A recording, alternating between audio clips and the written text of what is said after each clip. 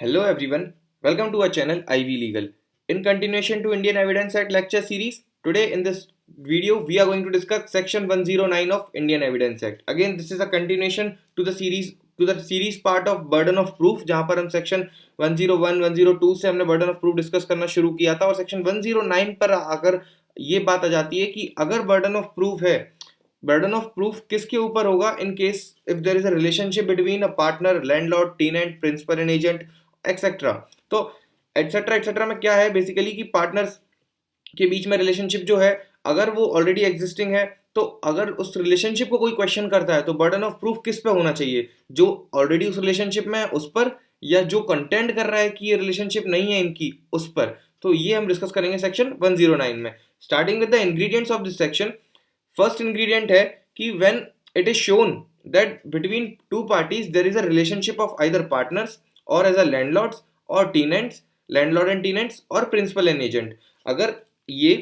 इस कोर्ट के सामने ये दिखाया जा रहा है कि जो दो पार्टीज हैं इनके बीच में या तो लैंडलॉर्ड टीनेंट का रिलेशन है या फिर एज अ प्रिंसिपल एजेंट का रिलेशनशिप है या फिर पार्टनर्स एज अ पार्टनर्स है, ये ठीक है, पार्टनरशिप का रिलेशन है दो पार्टीज के बीच में, ये कोर्ट के सामने दिखाया जा रहा है। तो अगर ये कोर्ट के सामने शो हो गया कि there is a relationship of partners, landlord tenant और principal and agent, then law will presume that the above relationship exist. Means the parties who are in relationship has no burden to prove. Who has the burden to prove is on the person who contends that these relationships cease to exist or who contends that the parties are not in such relationship. जैसे कि अगर दो parties ऐसा partner है, ऐसा एक दूसरे के पार्टनर है कोई पर्टिकुलर बिजनेस में और वो कोर्ट में ये दिखाते हैं कि वो ऐसा पार्टनरशिप एक्ट कर रहे हैं, ठीक है।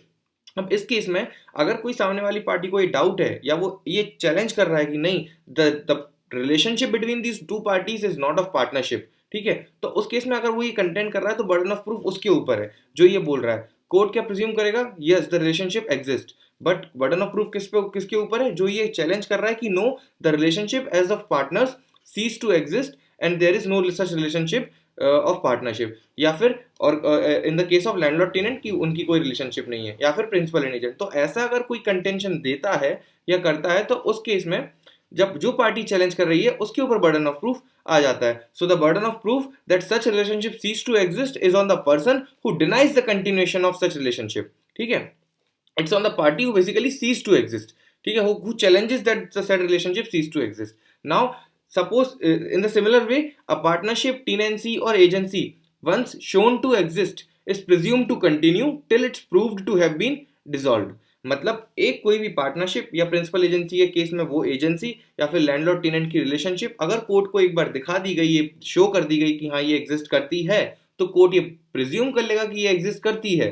until and unless it is proved before the court by the other party that the said relationship is dissolved, ठीक है। मतलब अगर कॉन्ट्ररी प्रूव नहीं कर पा रहे हो तो कोर्ट ये प्रिज्यूम करेगा कि हाँ द सेड रिलेशनशिप एग्जिस्ट। अब इसकी कंटिन्यूएशन में हम डिस्कस करेंगे सेक्शन 110 जो बात करता है burden of proof as to ownership, ठीक है। तो बहुत बेसिक सा सेक्शन है ये। यहाँ पर सीधी सी बात ये बोली गई है कि अगर सपोज कल के दिन एक किसी की कार का चोरी हो जाती है, कार का कोई इशू रहता है, तो कि वो कार किसकी ओनरशिप में है, तो लॉ ये प्रिज्यूम करेगा कि वो कार की जो देखभाल कर रहा है, जिसके पोजीशन में वो कार है, वो उसी का कार उसी के ओनरशिप में है और वही उसका ओनर है जिसके पोजीशन में कार है। पोजीशन और ओनरशिप से आप मतलब समझते होंगे, ownership is a legal title towards the property, position is basically that it is at present it is under your control, ठीक है। whether be it for whether a legal title is there for the said property or not is not 100% sure, but what is for sure is that you have the that you have the possession of that property, so that is possession, but when you have a legal title it becomes the ownership। so इसीलिए यहाँ पर बोला है कि ownership का कुछ issue आता है कि कोई पर्टिकुलर प्रॉपर्टी पे ओनरशिप है आपकी या नहीं, तो उस केस में what law will presume is if the possession is the prima facie evidence of ownership। तो ओनरशिप को जानने के लिए कोर्ट पोजेशन को ध्यान में रखेगा। Possession is considered as a prima facie evidence of ownership, not the conclusive evidence, it's a prima facie. On the face of it court ये प्रिज्यूम कर लेगा, बट अदरवाइज आप बोल सकते हैं कि नहीं इसके पास पोजेशन तो है, बट ये possession but due to theft आया है या due to concealment of facts आया है, किसी भी तरीके से उसके पास पोजीशन आया है, ये एक्चुअल में ओनर नहीं है, ये अदर पार्टी प्रूव कर सकती है। सो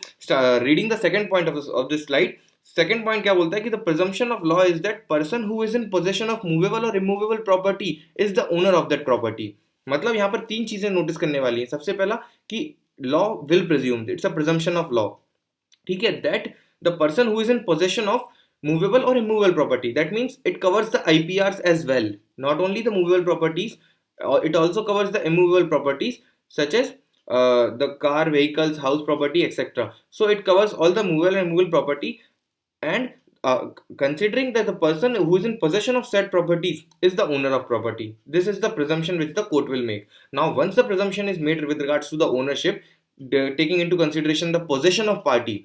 the burden of proof that he is not the owner of property is on whom who says that he is not the owner of property. अब जो पार्टी ये चैलेंज कर रही है कोर्ट में कि नहीं इसके पास पोजीशन तो है बट ये ओनर नहीं है, तो ये उसको ये प्रूव करना पड़ेगा कि ये ओनरशिप इसके पास क्यों नहीं है, कैसे नहीं है, और ये इसके पास पोजीशन कैसे आया। इस चीज का चैलेंज उस अदर पार्टी को जो ये चैलेंज कर रहा है उसको, उसके पास ये बर्डन ऑफ प्रूफ है कि वो कोर्ट में ये प्रूव करे कि इसके पास ओनरशिप नहीं है, इसके पास सिर्फ पोजीशन है। वरना कोर्ट क्या प्रिज्यूम करेगा, प्राइम फेसाई एविडेंस की position is the prime facie evidence of ownership, और अगर उसके हाथ उसके कंट्रोल में उसके पास ये प्रॉपर्टी पाई गई तो then he is the owner. That was all about section 1110 110, जहां पर हमने बात करी कि ओनरशिप के बारे में बर्डन ऑफ प्रूफ किसके ऊपर होता है, it's on the party who challenges that the person is not the said owner. Now till the time bye bye, take care, मिलेंगे अगली वीडियो में। अगर आपको वीडियो पसंद आई है then hit the bell icon and do like a videos. Goodbye, thank you.